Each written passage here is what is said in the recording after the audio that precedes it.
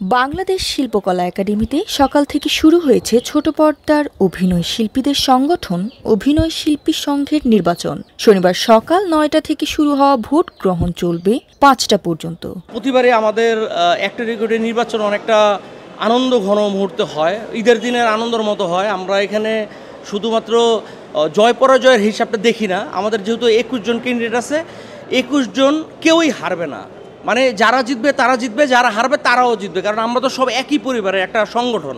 আর যেহেতু এখানে রাজনীতির কোনো ব্যাপার নাই, আমরা নিজের একটা সংগঠন, শুধু ইলেকশনের সময় ২১ জনের একটা প্যানেল থাকেই।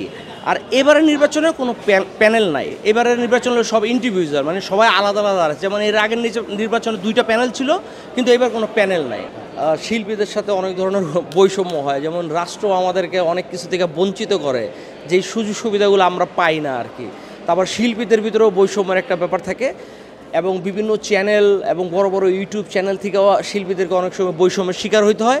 তা আমাদের প্রার্থী আব্দুল্লাহ রানা চেষ্টা করবে এই বৈষম্যটা যেন দূর করা যায়। আমরা অভিনয় শিল্পীর সঙ্গে যারা আছেন বা যারা প্রতিনিধিত্ব করছেন বা সামনে যারা দায়িত্ব গ্রহণ করবেন, আমরা তাদের কাছে চাওয়া পাওয়া আমাদের একটাই, আমরা হচ্ছে অভিনয় শিল্পীদের যে রাষ্ট্রীয় স্বীকৃতি। যেমন আমরা যখন বিভিন্ন সিভি বা বিভিন্ন জায়গায় গেলে কিছু কর্মক্ষেত্রে হচ্ছে যে আমাদের বিভিন্ন ক্রাইটেরিয়া ক্যাটাগরি থাকে, সে জায়গায় হচ্ছে যে অভিনয় শিল্পীদের আমাদের কোনো ক্যাটাগরি কিংবা আমাদের রাষ্ট্রীয় কোনো স্বীকৃতি নেই। আমাদের একটাই লক্ষ্য, আমাদের সামনে যারা দায়িত্বে আসবেন তারা যাতে আমাদের অভিনয় শিল্পীদের নিয়ে অভিনয় শিল্পী সংঘের অধিকার রক্ষার স্বার্থে কাজ করেন আর কি। এই নির্বাচনে ২১টি পদের জন্য ৪০ জন প্রার্থী প্রতিদ্বন্দ্বিতা করছেন। এবারের নির্বাচনে মোট ভোটার সংখ্যা ৬৯৯ জন। নির্বাচন শুরুর সময় থেকে এখনো পর্যন্ত আছি, আমি অলরেডি লাইনে দাঁড়িয়েছি। তো এই পর্যন্ত আমি যেরকম দেখছি অত্যন্ত সুশৃঙ্খল পরিবেশ, সুন্দরভাবে সকল যারা ভোটার আছেন তারা সুন্দরভাবে ভোট দিতে পারছেন। ক্যান্ডিডেটরাও আমার মনে হয় যে ভোটে নির্বাচন যে পদ্ধতি যেভাবে হচ্ছে এটার উপর কারো নিশ্চয়ই কোনো অভিযোগ থাকবে না, কেননা সবাই সন্তুষ্ট। ইতিমধ্যে আমি দেখেছি যারা প্রার্থী আছেন তারা সবাই বাইরে আসছেন, ভিতরে যাচ্ছেন, এবং লাইনে আমরা যারা দাঁড়িয়েছি তাদের সাথেও কথা হচ্ছে, ভোটারদের সাথেও বেশ একটা সৌহার্দ্যপূর্ণ ব্যবহার আমরা দেখতে পাচ্ছি। খুব সুন্দর পরিবেশ, মানে এভাবে শেষ পর্যন্ত আশা রাখি চলবে। এইখানে ভোট দিতে আইসা আজকের যে পরিবেশ, এই পরিবেশ দেখে খুবই ভালো লাগতেছে। একটা মিলন মেলা, সবার সাথে সবার দেখা হইতেছে, এবং মানে যে একটা আনন্দ হইতেছে যে বৎসর ঘুরে নির্বাচন আসে, খুবই ভালো লাগতেছে। আর আমি যাদেরকে ভোট দিব, ২১টা ভোট দিব, হয়তোবা কেউ ফেল করবে, কেউ পাশ করবে, তবে পাশ করার পর যে একটা আনন্দ আমার কাছে মনে হইব যে আমার ভোটটা কাজে লাগছে, এবং তার কাছ থেকে আমি আশা করি আমাদের এই সংগঠনের অনেক কিছুই পাবো। খুবই ভালো লাগছে এখানে এসে, এবং আমাদের যে নির্বাচিত প্রার্থী উনি যদি জয়ী হতে পারে, আশা করি যে এখানে যত ধরনের সমস্যা আছে, যত ধরনের জটিলতা আছে ওগুলো ঠিক করবেন, এবং আমাদের নতুনদেরকে অনেক কাজের সুযোগ দেওয়া হবে। সকল শিল্পীদের অসুবিধাগুলো জানানো হলে সেগুলো পরিবর্তন করার চেষ্টা করা হবে। নির্বাচনে ২১টি পদের মধ্যে 2টি পদে প্রার্থীরা বিনা প্রতিদ্বন্দ্বিতায় নির্বাচিত হয়েছেন।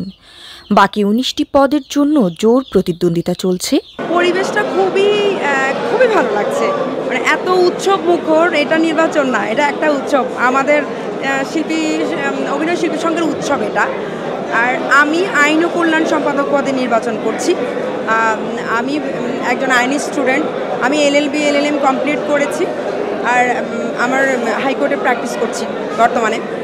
আর যদি আমি নির্বাচিত হই, দেন সংগঠনের উপকারের জন্য, সংগঠনের প্রত্যেকটা মেম্বারের সুবিধার জন্য কমিটির সাথে, নতুন কমিটি এবং বিগত কমিটির সাথে আমরা একটা বৈঠকে বসে আমরা কিছু আমাদের প্ল্যান আছে সেগুলি আমরা প্রেজেন্ট করব।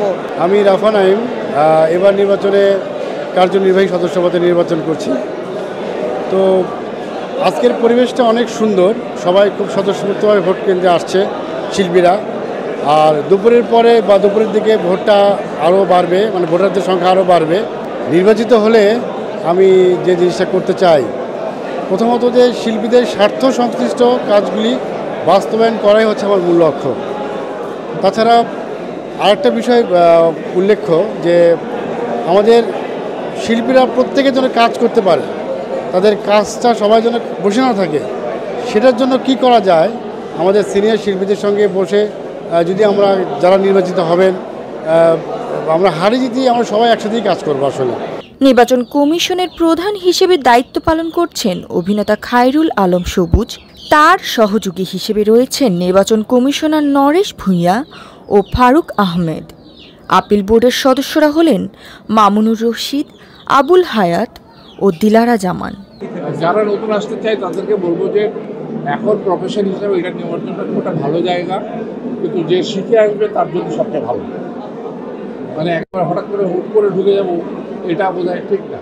শিখে এসো, অনেক প্রতিষ্ঠান আছে যেখানে শিক্ষা দেওয়া হয়, তারা যদি শিখে আসে তাদের জন্য এটা সবচেয়ে ভালো হবে আমি মনে করি। আবার অনেকে ধারণা যে আমি অসুস্থ হয়ে মতো বিচারে পড়ে রয়েছি পড়ে গেছি, সেটাও হয়তো অনেকে ধারণা করে, কিন্তু আল্লাহর রহমতে আমি ভালো আছি।